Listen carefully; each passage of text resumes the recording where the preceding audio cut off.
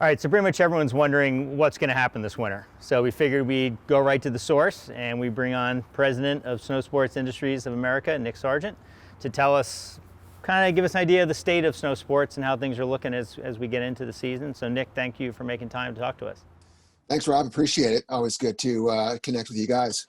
I think for the most part, there's a feeling of hope for this up and coming winter season. What we saw over the summer was with so many people participating in outdoor sports, and then just that sheer need and desire and want to get outside caused enormous growth in many categories. And we've all heard the stories about biking, camping, hiking, running, fishing, RVing, stand-up surf, paddle, all the above. And so we're really looking at this next season cautiously, but we're definitely looking with an element of excitement as we roll into winter.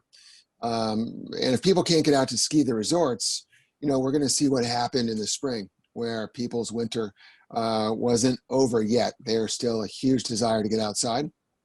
And so, whether it's at resort or at resort in tandem with being outside, or, God forbid anything happens where the resorts can't open, we're gonna be looking at this increased participation and a product demand for not just ski and snowboard, but snowshoeing, fat biking, backcountry sledding, Nordic, winter running, etc. And so I think, what I've said in the past and still holds true. Once you take something away from someone, you want it that much more. And the outdoors is something that we all can't live without.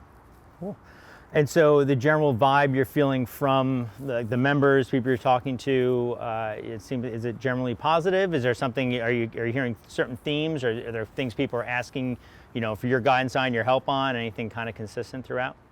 Yeah, I think, most asked question is, what is this winter going to look like? My crystal ball resembles a crazy 8 ball. Shake it and says, try again. But, no one really knows. Mother Nature is the only owner of that question. But we know it's going to get cold. We know it's going to snow. The unknowns out there are what's going to happen with COVID, and all of these articles and people talking about COVID growing in the colder months. That's yet to be seen. There's an element of uncertainty that the retailer is feeling, not knowing what that is going to relate to and how they buy and then eventually sell that product. So there's a little bit of some intrepidation that's out there. But I would say, with the growth coming out of summer and into fall, it's been a beautiful fall all over the country, and people are out enjoying the outdoor. That creates demand, and so we're hoping and wishing that this hope and demand really pushes forward into winter.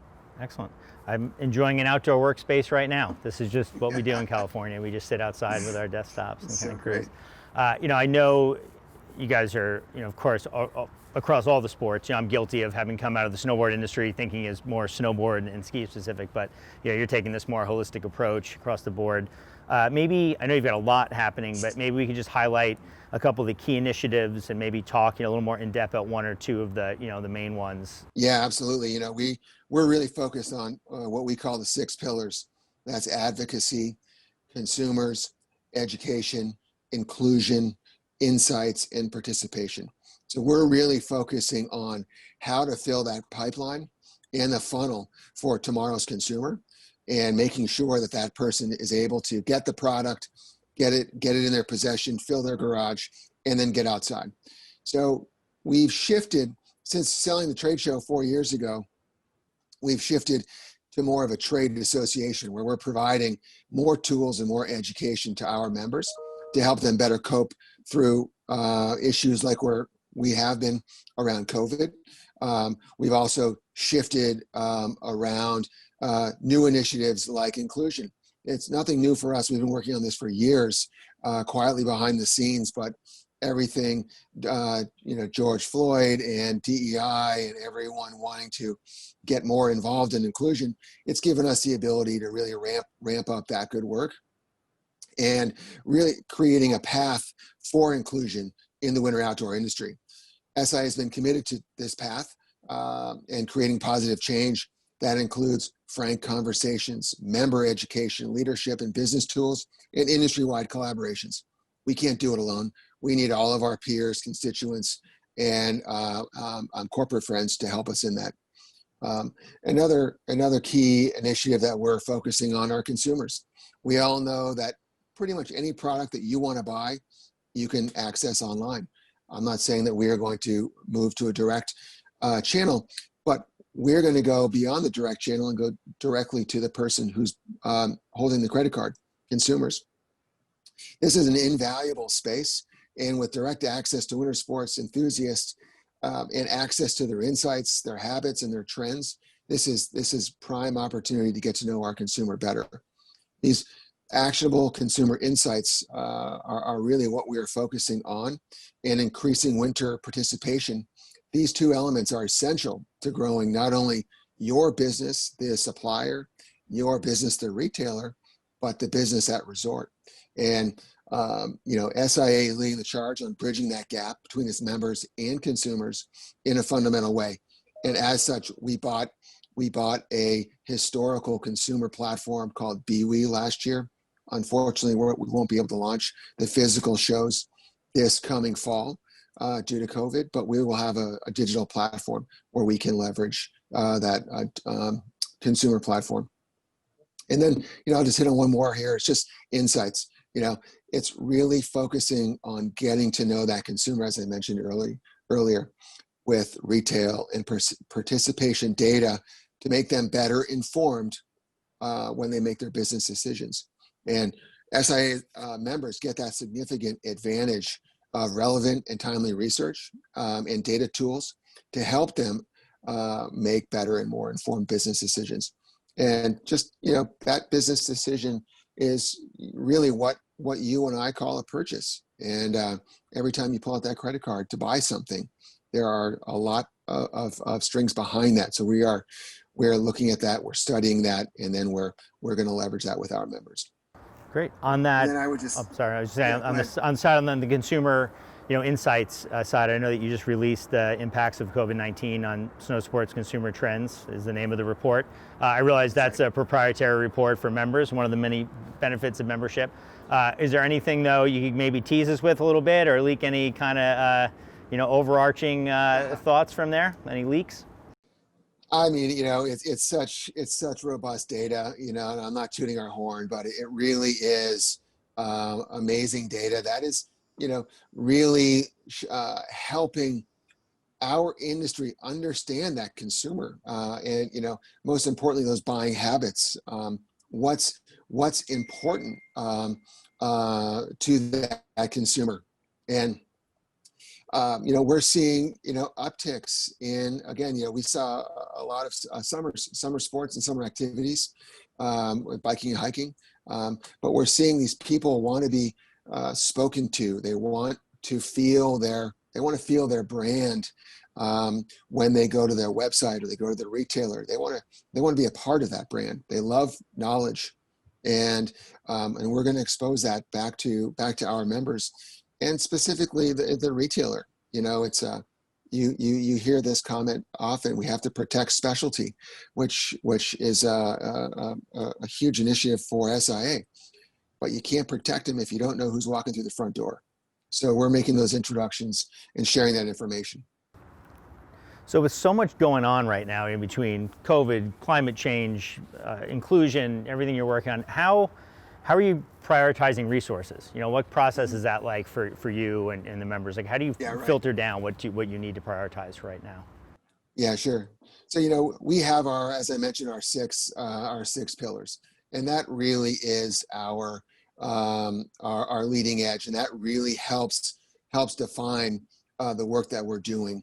So again, just to reiterate those pillars: advocacy, consumers, education, inclusion, insights, and participation. These are great guiding lights for us. But for sure, we are a small group. We are nimble. We can change course as needed. and COVID was proof of that. We added that initiative to our member benefit list, and we were able to ebb and flow with the demands in the market of our members. But, really, the primary work is focused on those 6 pillars, but within those pillars, so education, right under education was COVID. So we were able to add that initiative into that work and make that quick pivot. And when COVID first hit, we changed our education hub to COVID hub. Pretty simple change, and we added resources for our members. We hosted weekly town halls to help our members get through everything that was going on from March through today, and really aggregating all that information. So again, primarily because we're nimble, primarily because we are an industry resource, we always keep a little bit of wiggle room in our workflow, so we can make changes as needed. And like everyone else, you've had to deal with the day-to-day changes. Has that been, mostly more on the administrative side? You have the flexibility. Yeah, right. Has that, been a problem at all? Have you guys been able to adapt to the new workflows? We've been able to adapt quite well. Like everyone, we're working from home. I'm in my kid's bedroom right now, my makeshift office, just looking for a quiet space. But we closed the office March 13th. I'm thinking we're going to keep it closed at least through January 1st. The staff's working from home. They're doing a great job. We communicate regularly. We hold two meetings a day, one at the top of the day and one at the bottom of the day. And that just gives us the ability to communicate with one another, see each other. We like to have a couple cocktails with the group. We like to, add some friends from the industry to the group, just to kind of keep the culture alive, but also work with our employees who like us all, working from home, but some need a little extra help or a little more social time than others. But the workflow has been great. We haven't really lost anything. I felt the staff has stepped up to the plate as best as they could, and I couldn't expect anything more than that. Excellent. Well, it's nice to know a little, and a cocktail can show up once in a while. I'll schedule you for the afternoon next time, and we'll go with that flow. It's okay to have a staff social online. It is. So I am a subscriber to Nick's Notes. I read your newsletter regularly. I noticed in the last one you talked about you're trying to increase cross-industry communication. Something that's tough anytime to begin with, and now you're having to do it in these times. So how are those efforts going? How are you going about that, and how is it going? We've made an effort. We've made a huge effort since taking this role to get to know the other associations. So National Ski Area Association, National Ski Patrol, Outdoor Industry of America, Professional Ski Instructors Association, U.S. Ski and Snowboard. Those are all our industry colleagues, cousins, friends. And it really is important that we have a strong relationship with them. Share Winter is another foundation which we've invited under our umbrella. And ironically, the leadership of all those organizations has changed over from historical leaders to new leadership. And that gave us the ability to open those doors, sweep some of that historical baggage under the carpet, and really focus on what's in front of us. And one, getting to know them better. Two, looking for opportunity to collaborate, which there's just endless opportunity. Ironically, we're all kind of working on the same initiatives. Advocacy, participation, consumer. We're all trying to get to know who, the when, the where, and the why. But we have different degrees of separation. So we all respect that separation, and we try to support one another as best we can. But, we've been able to align ourselves around climate with the Outdoor Business Partnership, and really help to raise awareness with all our members, and really look for opportunities pre-COVID to align in Washington. And certainly once COVID slows down, we'll re-engage in Washington with those members. We've also are engaging in a 6-month DEI journey together. So one, we can learn a little bit more from one another. We can create a language that's similar, and so we can cross-pollinate that language, but really look for solid opportunities for us to grow participation through diversity, inclusion, and equity. And so that's been great too. We share a ton of research and data between the groups. We're all talking to the same people one way or another. And so that's been a great way for us to communicate and then further collaborate. You mentioned earlier, since parting from the trade show years ago, your tenure as president has been in the post-trade show era, and I think for a long time, so many people just associated SIA with the trade show, and it was very easy to connect those two. And one of your challenges has been to, communicate. No, here's all the other stuff that's going on.